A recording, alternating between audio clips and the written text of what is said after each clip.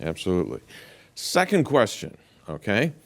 We've done this series on Revelation, and you fellows have talked about the rapture could happen any moment. People want to know, how do you know that it could happen any moment? And what's this word mean that you've used a couple times called imminent? Where do you have a Bible basis for talking about the rapture could happen at any time? Well, in Paul's letter to the Corinthians, he talks about this and says, in a moment, in a flash, in a twinkling of an eye.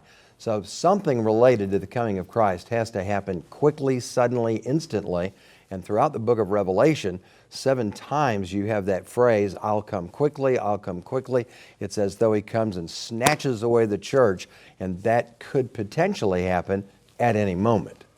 Well, when we use the word imminent, we're not meaning that it's immediate necessarily. What we're saying is there's nothing else that has to happen before the rapture takes place. So the rapture is an event that is certain to take place, but it's uncertain when it will happen. It's kind of like the big one that everyone's waiting for out in California, this big earthquake that's going to come. Everybody knows it's coming, but no one knows when it's going to happen. So it's an imminent event. It's an event that can take place at any time. And this is really borne out in the Scriptures. In 1 Thessalonians 1, 9 and 10, Paul is writing to the church at Thessalonica. He says, you turned to God from idols to serve the living and true God and to wait for His Son from heaven, who delivers us from the wrath to come. And the word that's used there, to wait, literally means to wait up for. We're to wait up for His Son from heaven. And if you're waiting up for someone, then the idea is that they could come at any point in time. And it says there too that He's coming to deliver us from this coming wrath, from this time of wrath that's coming in the tribulation. So this also supports the idea that His coming will be before this time of wrath that's coming on the earth. Yeah.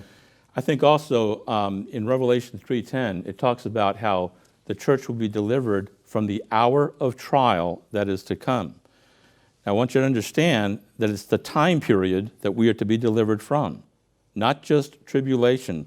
It's not as if God is going to sustain us through a period of tribulation, but rather the church will be kept out of the period of tribulation. It's the Greek word ek, which means out of. So the church will be kept out of the period of tribulation. And John, this is distinct from general tribulation. All of us as Christians experience general tribulation. Life is tough sometimes, but that's distinct from this period of tribulation that's coming on the earth. And all the verses that deal with the rapture talk about how we're going to be delivered from that time before it even begins.